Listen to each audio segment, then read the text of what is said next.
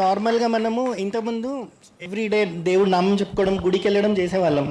ఇప్పుడు 1 వీక్ ఒకసారి పెట్టుకుంటున్నాం, నెక్స్ట్ ఒక సంవత్సరంకి వస్తే దాని తర్వాత వెళ్ళడమే మానేస్తాం.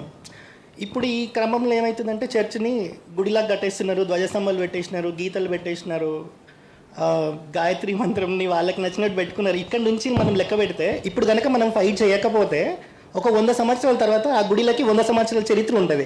ఇక్కడ దాన్ని ఎట్లా ఫైట్ చేస్తారు? ఒక 100 సంవత్సరాల తర్వాత ఈ క్షేత్రం అనేది ఉంటుందా మన దగ్గర? మనం దేవాదాయ శాఖ గురించి మాట్లాడుకోవాలండి. యాక్చువల్లీ ఇందాక ఎవరో క్వశ్చన్ అడిగారు, ఆ బ్రదర్ ఉన్నారో లేదో వెళ్ళిపోయారో తెలియదు, మీరే అడిగారు కదా. దేవాదాయ శాఖ గురించి మాట్లాడుకోవాలండి. గుడి గురించి చూసుకుంటే కనుక ఆలయం ప్రతిరోజు ప్రతి క్షణం మనం వెళ్ళిన ప్రతిసారి మనకి ఏదో చెప్పాలని ట్రై చేస్తూనే ఉంటుంది.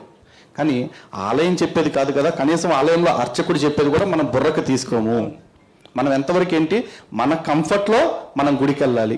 ఆ కంఫర్ట్లో కూడా గుడికి వెళ్ళి ఎట్లా ఉండాలి అంటే, ఫస్ట్ గుడికి వెళ్తాం, వెళ్ళంగానే అర్చకుడిని ఏమంటే తొందరగా అష్టోత్తరం చేయండి, నీకు అష్టోత్తరం కావాలా తొందరగా కావాలా? తొందరగా కావాలి అంటే నువ్వు భక్తి నీకు ఎక్కడ కనపడతల్లా. అర్చక స్వామి కూడా వెళ్ళంగానే సరే అర్జెంట్ అంటున్నారు కదా అని చెప్పేసి 108 చదవాల్సింది ఒక 28 చదివేసి అయిపోయింది వెళ్ళి అంటాడు. మనకు ఆయన 108 చదివాడో 28 చదివాడో తెలియదు, కానీ మనం బయటకు వచ్చి ఏమంటాం, ఈ మధ్య అర్చకులు అందరూ పూజలు సరిగ్గా చేయట్లేదండి అంటారు. అర్చకులు సవ్యంగానే చేస్తారు. మనం సవ్యంగా వెళ్తున్నామా, సవ్యంగా అడుగుతున్నామా, సవ్యంగా చేస్తున్నామా? మనం ఏది సవ్యంగా చెయ్యం. అండ్ మోరోవర్ ఈ దేవాదాయ శాఖ అనేది వచ్చిన తర్వాత ఎట్లా అయిపోయిందంటే, మనకి గుడికి వెళ్ళగానే నాకు మీరు అన్నారు చూసారా, గుళ్ళో కానుకలు హుండీలో వేయండి అనే బోర్డు కనపడుతుందని చెప్పేసి. అసలు కానుకలు హుండీలో వేయండి అనే బోర్డు పెడితే పెద్ద దౌర్భాగ్యం. ఎందుకంటే ఈ దేశంలో ప్రతి ఒక్కరికి మత స్వాతంత్రం ఉంది. ఆ మత స్వాతంత్రాన్ని అనుసరించి వాడి మతాన్ని వాడు స్వేచ్ఛగా పాటించవచ్చు, ప్రచారం చేసుకోవచ్చు, ప్రకటించుకోవచ్చు. కానీ మన పరిస్థితి ఏంటి, మన మత స్వేచ్ఛ చాలా ఖరీదైంది. ఎక్కడ మొదలవుతుంది ఆ ఖరీదంటే, బయట బండి పార్కింగ్ చేసే దగ్గర టికెట్తో మొదలవుతుంది. తర్వాత చెప్పుల స్టాండ్ టికెట్, లోపలికి వచ్చిన తర్వాత దర్శనం టికెట్. ఒట్టి దర్శనం చాలదంటే అర్చన కోరేటు, అభిషేకం కోరేటు, అష్టోత్తరానికి కోరేటు, సహస్రనామానికి కోరేటు. ఇవన్నీ కాకుండా మళ్ళీ బయటకు వచ్చిన తర్వాత, గుడి బయటకు వచ్చిన తర్వాత ప్రసాదం అనేది ఆనవాయితీ. గుళ్ళో ప్రసాదం మనకి ఎప్పుడు పెడతారు, 10 రూపాయలు పెట్టి పులిహోర లేకపోతే 5 రూపాయలు పెట్టి లడ్డూను కొనుక్కుంటే తప్ప మన ముఖానికి ప్రసాదం కూడా దొరకదు.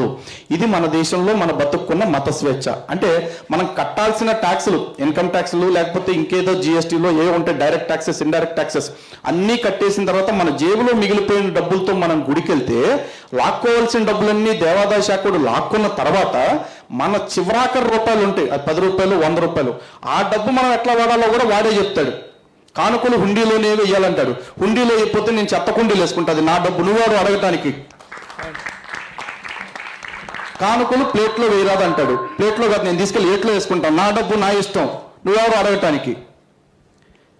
దీనికి దేవాదాయ శాఖను క్వశ్చన్ చేయడానికి ఎవరు ముందుకు రారు. మన పని ఏంటి, దేవాదాయ శాఖ కంట్రోల్లోకి వెళ్ళటం వల్ల జరిగిందంటే చెప్తానండి. ఇన్ని రకాలుగా మన దగ్గర నుంచి దోపిడీ చేసిన డబ్బుల్లో నుంచి కన్సాలిడేటెడ్ ఫండ్కు పంపే ముందు 21% కామన్ గుడ్ ఫండ్, సర్వశ్రేయో నిధి అని చెప్పేసి ఈ డబ్బుల్ని ప్రభుత్వం తీసుకుంటుంది. ఈ సర్వశ్రేయో నిధి నుంచి ఏం చేస్తారు, జీర్ణమైపోయిన దేవాలయాలు లేకపోతే ఆర్థిక ఇబ్బందుల్లో ఉండి దూపదీప నైవేద్యాలు లేని దేవాలయాలకి ఆర్థిక సహాయం చేస్తామంటున్నారు. ఆర్థిక సాయం అంటే ఎంత చేస్తారో తెలుసండి, అట్లాంటి ఆలయాలకి 5,000 రూపాయలు ఒక ఆలయానికి. అందులో 2,000 రూపాయలు అంటే మొన్నటిదాకా 3,000 ఇచ్చేవాళ్ళు, ఇప్పుడు 5,000 చేశారు. 5,000లో 2,000 రూపాయలు దేవాలయాల యొక్క పూజా సామాగ్రి కొనుక్కోవటానికి, మిగతా 3,000 రూపాయలు అర్చకుడి యొక్క గౌరవ వేతనము. ఇది గుర్తుపెట్టుకోండి బాగా, గౌరవ వేతనం. ఎందుకంటే ఈ రోజు మన జాతీయ సగటు ప్రకారం ఒక వ్యక్తి కంఫర్టబుల్ గా బతకాలంటే 122 నుంచి 150 రూపాయలు కావాలి ఒక వ్యక్తి బతకటానికి. మరి అర్చకుడికి తన కుటుంబం మొత్తానికి వెళ్ళి రోజుకు 100 రూపాయలు ఇచ్చి గౌరవ వేతనం అంటున్నారు. ఏ రకమైన గౌరవ వేతనం అంటే రోజుకు 100 రూపాయలు?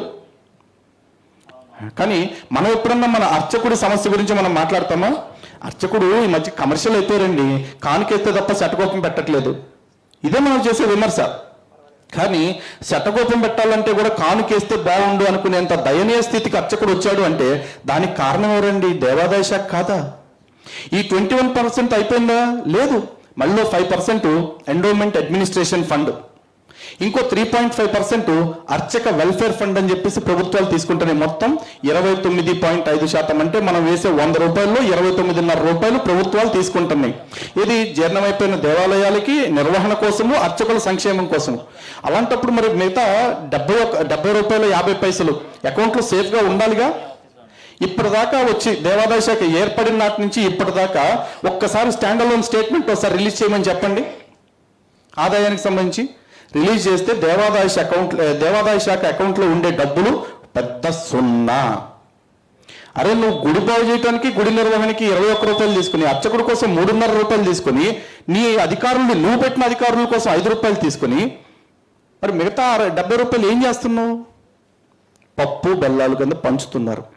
కరోనా టైంలో చూస్తే 7,000 మంది ఇమాములకి 5,000 రూపాయలు ఇచ్చారు. 29,700 మంది పాస్టర్లకి 5,000 రూపాయలు ఇచ్చారు. వీళ్ళిద్దరూ మైనారిటీలు అండి, గుర్తుపెట్టుకోవాలి ఇక్కడ మీరు. అదే అర్చకులకి ఎంతమందికి ఇచ్చారు తెలుసా? 31,000 మందికి. అంటే ఈ దేశంలో 80% ఉన్న హిందువులకు సంబంధించిన అర్చకులు 31,000 మంది. ఈ రాష్ట్రంలో కేవలం 2.5% ఉన్న క్రైస్తవులకు సంబంధించిన మత పెద్దలు 29,700 మంది. మరి 14% ఉన్న వాళ్ళకేమో 7,000 మంది. ఏమైపోతున్నాయి మన డబ్బులు? ఇంకా లెక్కలు అడగాల మనకి. దోపిడీకి గురవుతున్నాం మనం. అండ్ ఇంకోటి, ఆంధ్రప్రదేశ్లో అయితే మరీ విచిత్రమైన పరిస్థితి. ఎందుకంటే ఆంధ్రప్రదేశ్లో ఈ రోజున జగనన్న విద్యా దీవెన, జగనన్న చేయూత, వైఎస్ఆర్ వాహన మిత్ర ఇట్లాంటి పథకాలు ఉన్నాయి. ప్రతి పథకానికి కూడా అఫీషియల్గా పథకం పేరు పెట్టి జీవోల ద్వారా ఎండోమెంట్, ఈ కన్సాలిడేటెడ్ ఫండ్లో నుంచి 50 కోట్ల రూపాయలు తీసుకున్నారండి. ఎండోమెంట్ నుంచి 50 కోట్ల రూపాయలు తీసుకున్నారు. ఎండోమెంట్ డబ్బులు మీరెవరు తీసుకోవటానికి? ఇప్పుడు సార్ తీసుకున్నప్పుడు మీ అబ్బా కొడుకుల పేర్లు పెట్టకూడదు. శ్రీ వెంకటేశ్వర వాహన మిత్ర, శ్రీ సరస్వతి విద్యా దీవెన ఇవి పెట్టాలి. మరి అయ్యేందుకు పెట్టలా?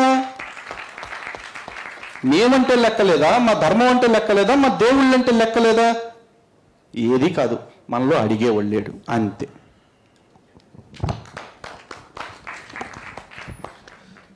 సో క్వశ్చన్ అండి, క్వశ్చనా? క్వశ్చన్ చిన్న